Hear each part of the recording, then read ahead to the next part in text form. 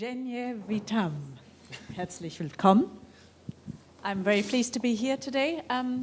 Give me a wave of your hand. How many of you understand English? So I'm kind of, yeah? Okay, that looks good.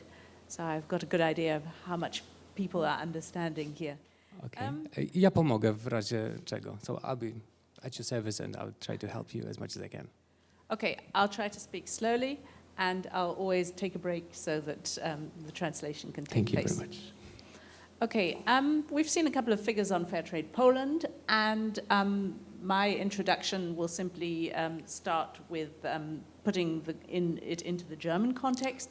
Of course, we exist since longer.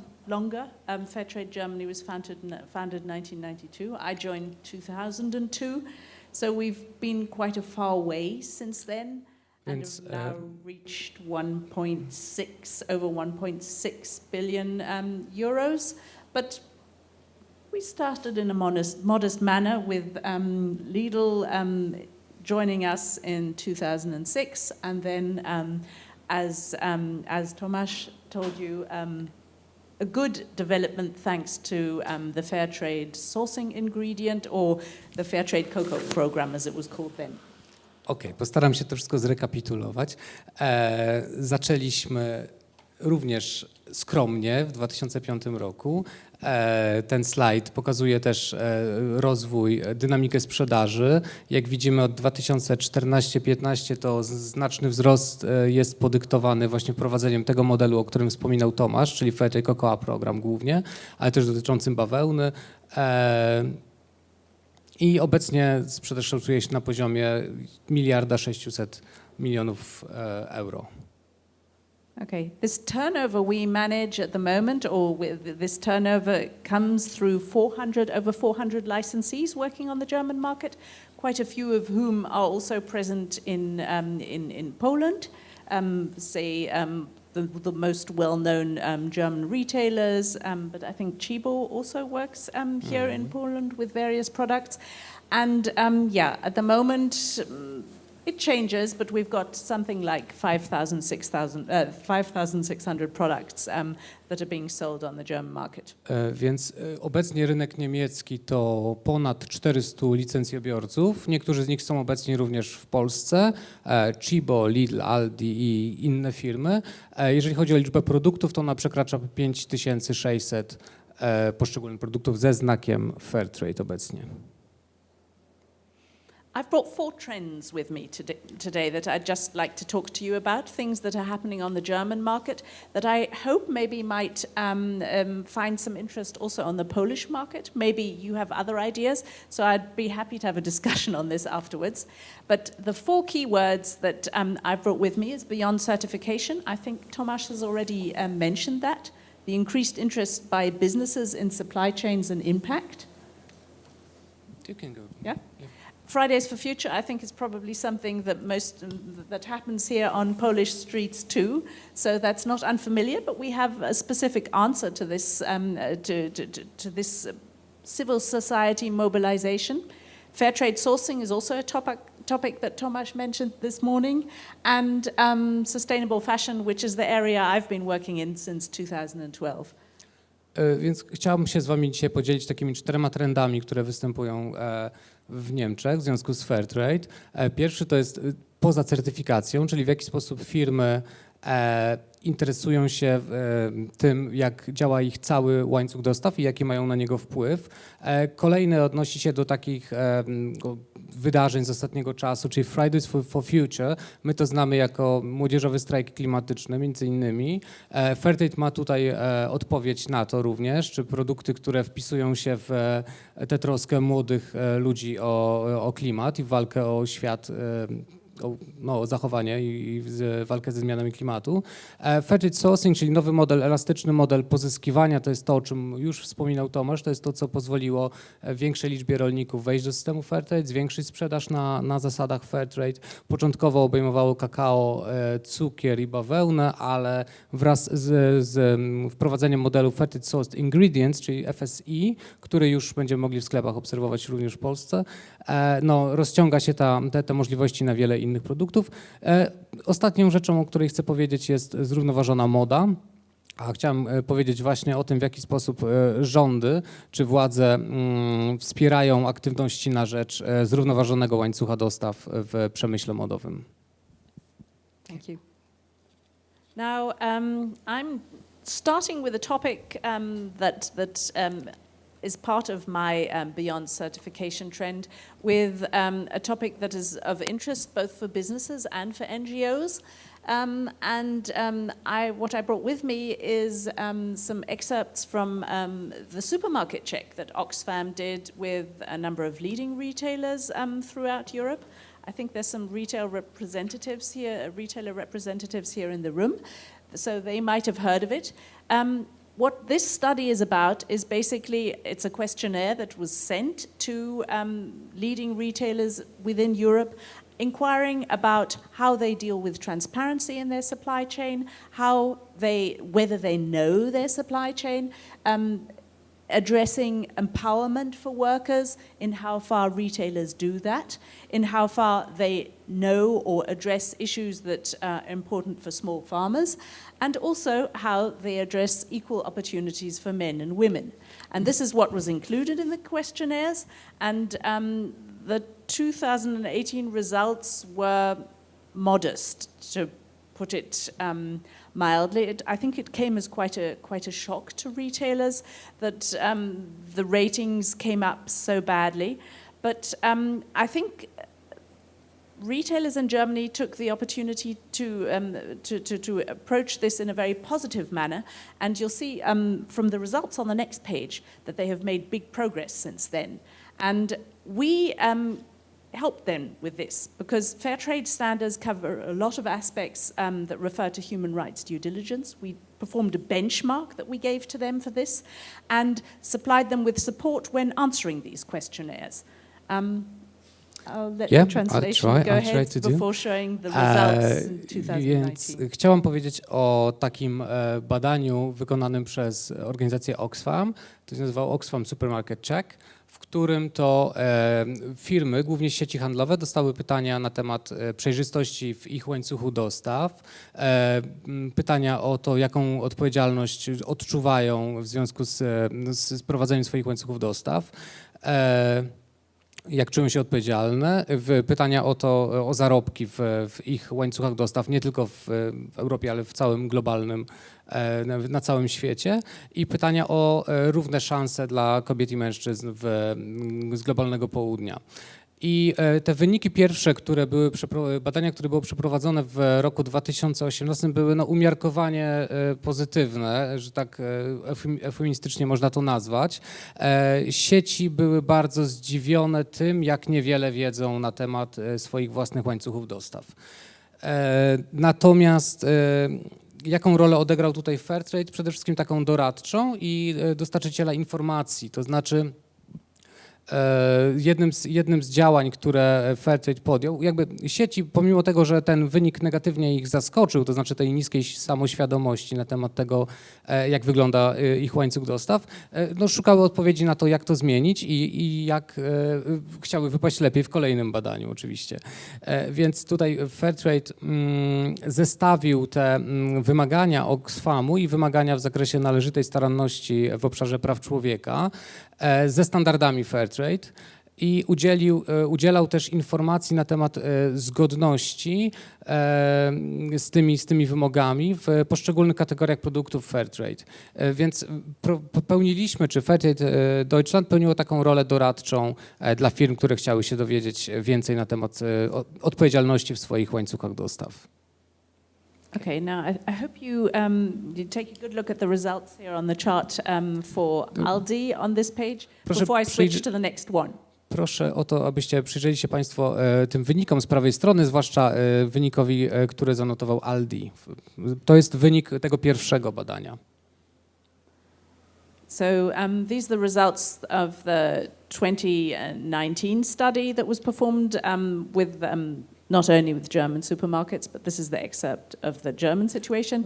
And I think you can see a lot has happened since then. To jest wykres już z badania powtórzonego po roku i jak widać, jest on znacznie, te wyniki są znacznie lepsze w porównaniu z rokiem pierwszym prowadzonego badania. You're most welcome to take a look under the link below the chart. I hope that the charts will be shared following this meeting with you, so if you need more information, I'm afraid I don't have much more time to go here into detail. Zachęcam do zapoznania się z linkiem, on będzie w prezentacji, którą Państwo otrzymacie. Okay, another part of beyond certification, because that's what Fairtrade is about. We're not only just a certification engine, we take a holistic approach to things. And in Germany, that's proven increasingly popular because we currently support a large number of our partners with roughly 50 projects amounting to 15 million euros on various topics that are custom made. So it's an overlap basically between what the retailer has identified as part of their strategic focus in their CSR report, for example, and what we have identified as important for farmers and workers. Okay, so Fairtrade to nie tylko certyfikacja, nie jesteśmy sprzedawcami ani organizacją przyznającą certyfikaty, działamy znacznie szerzej i tutaj pokazałam liczbę projektów, które realizujemy, które wykraczają poza certyfikację i wpisują się w nasze takie holistyczne działania na rzecz poprawy sytuacji rolników. Mamy około 50 projektów realizowanych. Te projekty są zawsze dostosowywane do konkretnych potrzeb, zarówno do potrzeb firm, które je współfinansują bądź finansują, jak również do potrzeb przede wszystkim lokalnych społeczności, które w ten sposób wspieramy. Tu jest kilka kategorii, ale może... Do you want to mention about these categories of the project? Yes, I would have moved forward. Don't know if you're saying more than I am saying on this. No, it's different, between languages. Okay. Simply. But as you can see, the largest column on the left is basically the project focus on empowerment, on strengthening of small producer organizations. We have a strong focus or strong interest both from our cooperating partners and from cooperatives on gender issues, but also workers. Also climate adaptation, because that's where we lay our focus when it comes to climate change, child protection, but also strengthening local markets. So selling where the products are being produced, which is all what the event beneath us is about, I believe. Więc tak się rozkładają te projekty. Większość z tych projektów realizowanych jakby poza certyfikacją, to jeszcze chcę podkreślić, dotyczy wzmacniania spółdzielni czy małych spółdzielni drobnych rolników. Spora część w następnej kolejności dotyczy zapewniania równości płci, praw pracowniczych, również adaptacji do zmieniającego się klimatu, ponieważ to wynika to z ogólnego podejścia Fairtrade, ochrony praw dzieci oraz to, co ciekawe, również jakby możliwości sprzedawania produktów certyfikowanych na rynkach lokalnych, czyli nie tylko powiedzmy eksportowo, ale również, żeby te produkty zasilały te rynki lokalne, pobudzały lokalną gospodarkę. Okay, and of course, I hope this is clear. We're talking about 15 millions that are contributed on top of the payment of the Fairtrade premium and the Fairtrade minimum price. I oczywiście te 50 milionów euro, które przeznaczamy na te projekty, o których wspominałam, one nie uwzględniają ani ceny minimalnej Fairtrade, ani premii Fairtrade. To są projekty realizowane oddzielnie, poza całymi korzyściami, które rolnicy odnoszą z faktu certyfikacji. Okay, and now the two next charts that I've brought with me are simply two examples of what such a project could look like. Ja mam przykłady takich projektów. We have the product coffee, where Aldi has been working with us since 2016 and with cooperatives in Honduras to improve their livelihoods, to improve the social compliance that's taking place within these cooperatives, but also to provide trainings on good agricultural practice that will help them, of course, address climate adaptation, which, of course, as quite a few of you might know, is a critical issue in coffee cooperatives in the coffee growing areas. Jednym z takich projektów jest takie działanie realizowane wspólnie z firmą Aldi. W Hondurasie wspieramy spółdzielnie drobnych rolników od 2016 roku. Oprócz tego, że staramy się działać na rzecz poprawy ich warunków życia, warunków pracy, to działamy też na rzecz ograniczania czy eliminowania negatywnych skutków zmian klimatu. W przypadku producentów kawy zmiany klimatu dotykają ich bardzo dotkliwie, znaczy bardzo mocno ich dotykają. W związku z tym jest to działanie, które należy podejmować i między innymi tego typu działania wykonujemy w ramach tych dodatkowych środków, dodatkowych projektów Fairtrade. Yes, and the graphic on the left is how they communicated it to consumers through their handbill.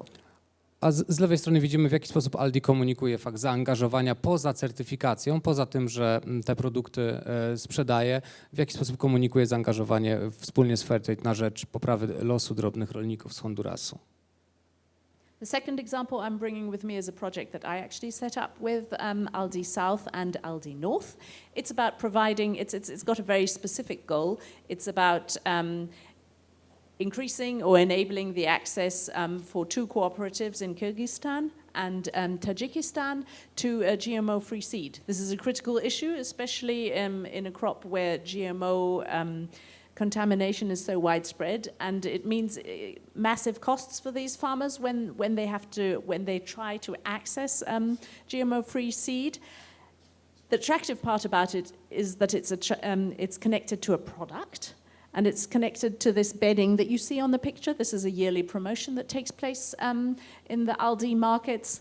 And the last promotion was in August. And if you want, afterwards, you can check out the blog, the Aldi blog webpage, where they actually did an interview with one of the women farmers from Kyrgyzstan and printed that in order to inform consumers what it means addressing these issues and what it means if they buy this product. Okay. Kolejny projekt jest moim autorskim projektem. Polega on na wspieraniu kobiecych spółdzielni producenckich zajmujących się produkcją bawełny z Tadżykistanu i z Kirgistanu. Jego celem jest umożliwienie czy zwiększenie dostępności bawełny, która nie jest modyfikowana genetycznie. Jest to duży problem. Zanieczyszczenie nasionami GMO na rynku bawełny jest bardzo duże. W tym projekcie udział również bierze Aldi.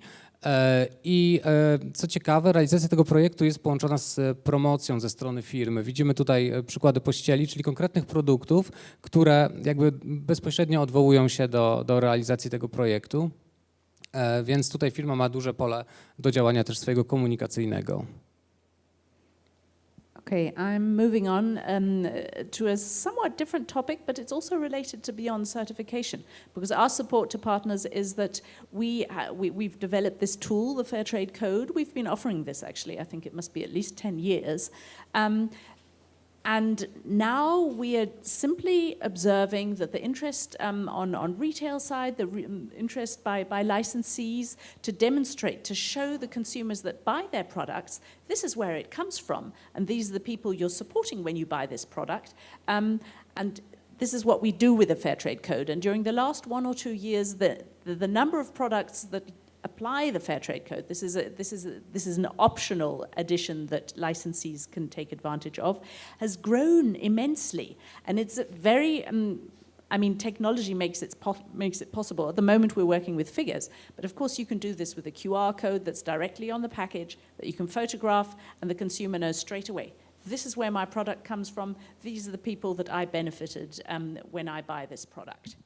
Kod Fairtrade to kolejne działanie w ramach tego, co wykracza poza certyfikację. Firmy są bardzo zainteresowane wdrażaniem tego na rynku niemieckim.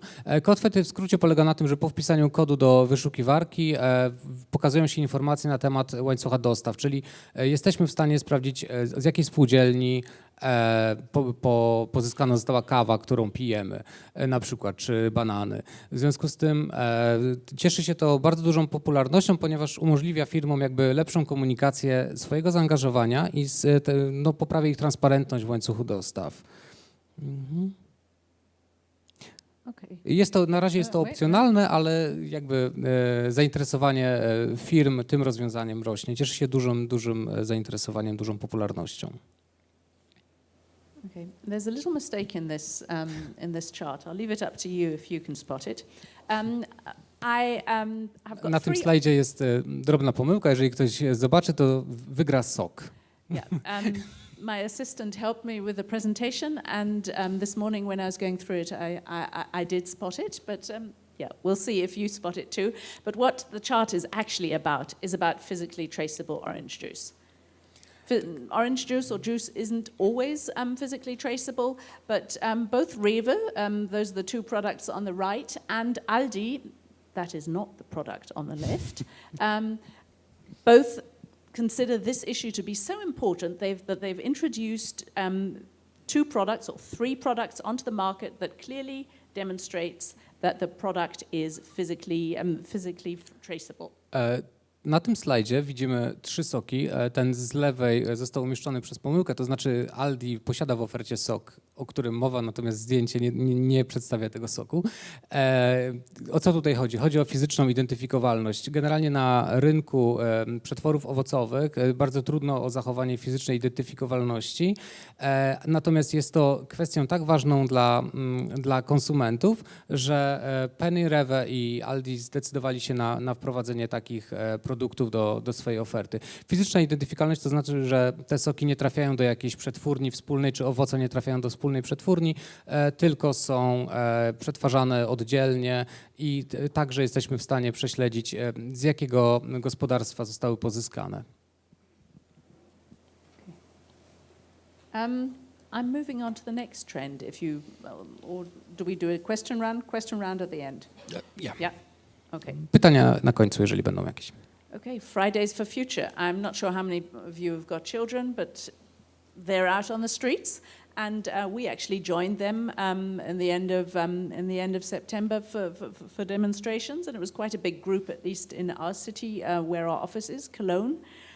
Our employer, or Fairtrade Germany, said, if you go and demonstrate, this is work time. So we were quite a big group. Fridays for Future to jest taka inicjatywa, którą my znamy jako młodzieżowy strajk klimatyczny. Ci z Państwa, którzy mają dzieci, wiedzą, że dzieci w tym czasie protestowały. Pod koniec września odbył się duży protest na całym świecie.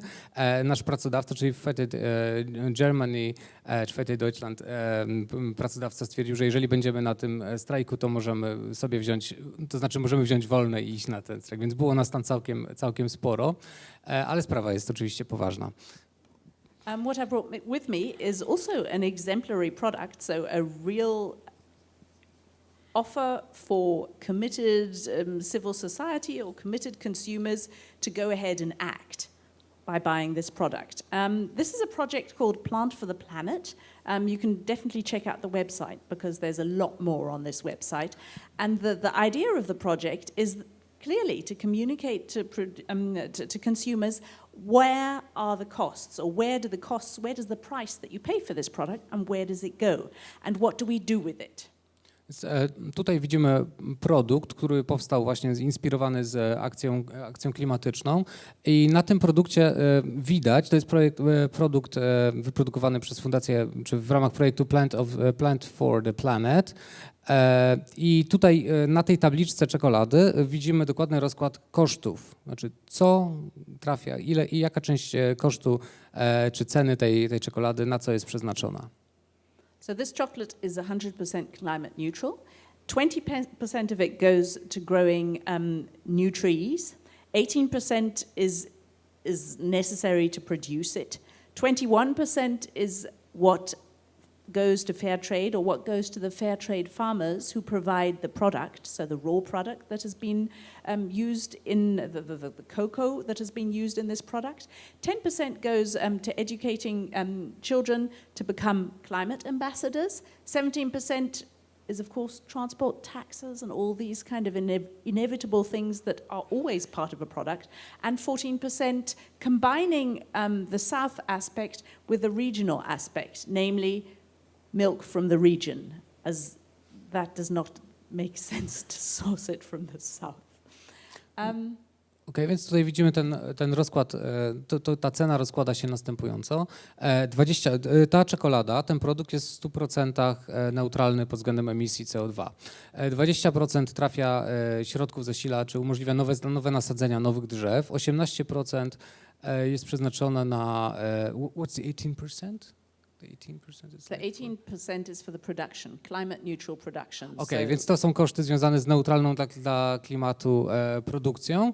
21% przeznaczone jest na sprawiedliwy handel, 10% przeznaczone jest na edukację dla dzieci, tak żeby mogły zostać ambasadorami przeciwko zmianie klimatu, czy klimatycznymi, tak to nazwijmy. 17% to są wszystkie nieodzowne koszty typu transport, podatki, które każdy produkt ze sobą niesie, a 14% jakby łączy ten aspekt globalnego południa, czyli tego kakao z globalnego południa z mlekiem z północy. Jest to mleko pozyskane lokalnie w miejscu produkcji tej czekolady, nie jest jakieś mieszane. Więc. okay, now that's not a one-off product. There are other climate neutral products, and I think there will be more climate neutral products that will be coming onto the market. Rewe has also committed and introduced two products with two of their private labels onto the market that are both climate neutral. Okej, więc ta czekolada, którą widzieliśmy na poprzednim slajdzie, to nie jest jedyny przykład produktu neutralnego pod względem emisji CO2.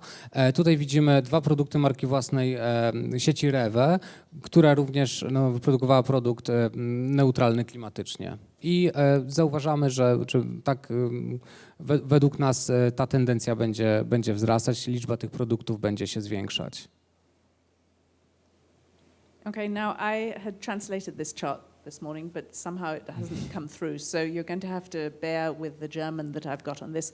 This is my FSI chart, or my Fairtrade sourcing chart. Fairtrade sourcing cocoa has been introduced, and we've generated lots of sales with it. And our plan, or at least that is why we've broadened the offer for Fairtrade sourcing to various other categories. And that's very useful because the two main assets of Fairtrade sourcing is A, you don't have to have all the products that are in the product as Fairtrade. You can focus on one raw material. And B, you don't necessarily have to keep up with the physical traceability, which in certain production systems is critical. Tutaj ten slajd dotyczy tego modelu, który już był tutaj wspominany, czyli Fairtrade Sourcing Ingredient, FSI, wcześniej FSP.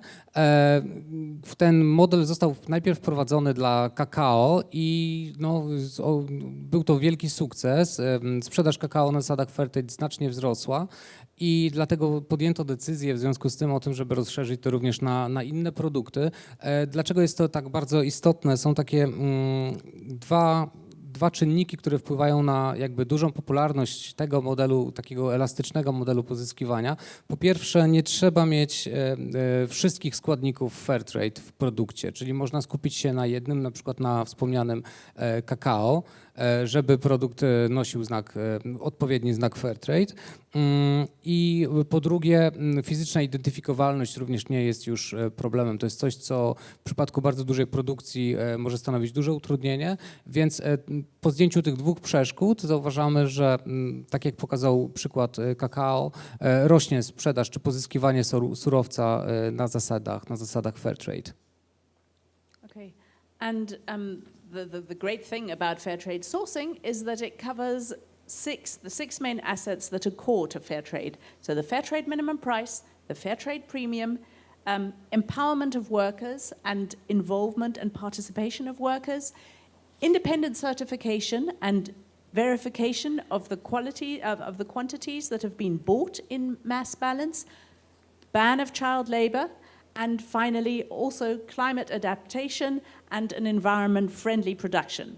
Not necessarily organic production, but definitely on the way to organic production.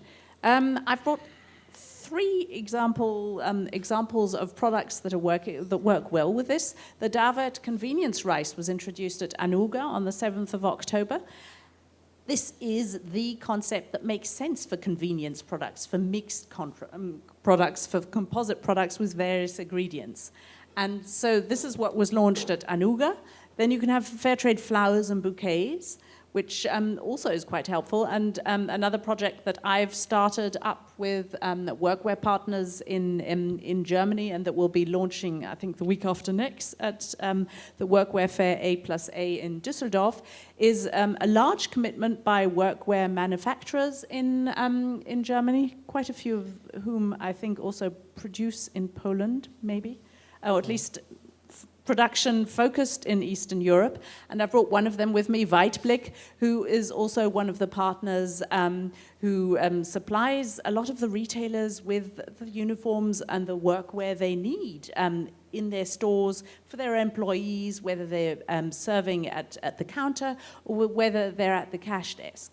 So that's also quite a breakthrough that we are managing with the broadening of fair trade sourcing and the broadening of fair trade sourcing regulations. Więc mimo tego, że ten model FSI jest modelem elastycznym, to nie znaczy, że on czemuś uchybia pod względem standardów. Te 6 głównych aspektów Fairtrade jest w nim zachowanych. Mowa tutaj o cenie minimalnej, którą rolnicy mają gwarantowaną, o premii Fairtrade, o... What's the third one? Because my German is really poor. Participation. Więc jest udział i współdecydowanie o tym, w jakim kierunku rozwijają się organizacje, niezależna certyfikacja, zakaz pracy dzieci, czy zwalczanie zjawisk pracy dzieci oraz troska o klimat i środowisko naturalne. Tak więc ten znak Fairtrade nosi te same wartości, choć różni się pod względem elastyczności pozyskiwania surowców. I po prawej stronie widzimy takie przykłady tych produktów, które już w tym elastycznym modelu FSI zostały wprowadzone na niemiecki rynek. To jest ryż, kwiaty, bukiety, w których część stanowią pewnie certyfikowane róże, a część inne kwiaty oraz dużą popularnością cieszy się też odzież robocza, która jest produkowana i mamy do czynienia tutaj z dużymi zobowiązaniami ze strony producentów odzieży roboczej, którzy będą pozyskiwać bawełnę Fairtrade. I to jest bardzo duża zmiana na rynku, to jest taki trend, który warto obserwować.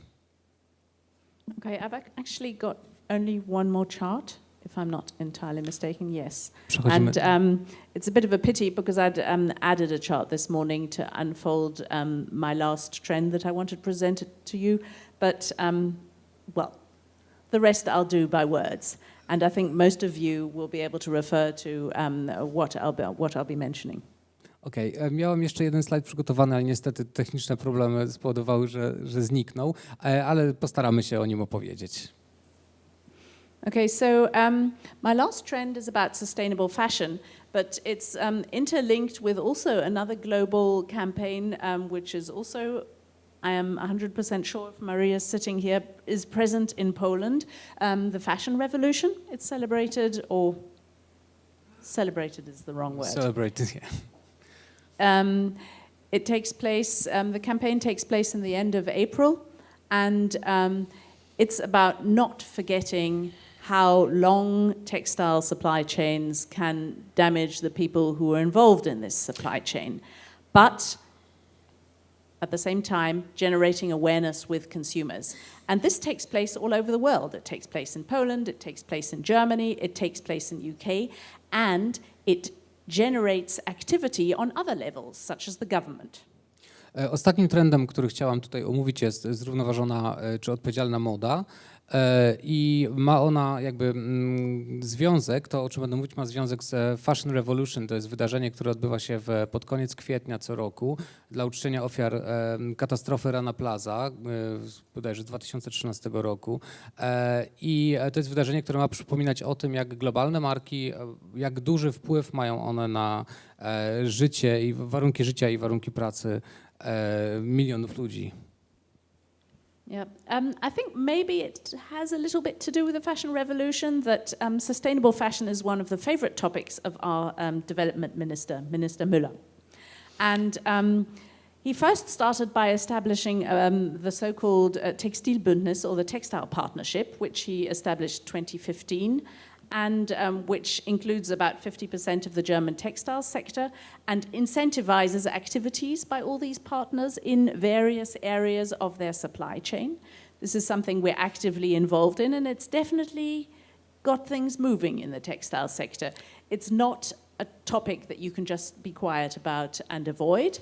And we have quite a few offers to make to the businesses that are involved in this initiative. So it's a very positive partnership involving businesses, NGOs, standard initiatives who all contribute together to improving the situation in the textile sector. Więc na pewno fakt, że Fashion Revolution odbywa się nieprzerwanie od kilku lat, ma również wpływ na to, że ten temat staje się coraz bardziej popularny i jest również został dostrzeżony przez ministra rozwoju, niemieckiego ministra rozwoju, który jakby podjęto decyzję o tym, żeby realizować projekty na rzecz zrównoważonego łańcucha czy odpowiedzialnego łańcucha odzieżowego i Fairtrade jest jednym z partnerów w takich działaniach.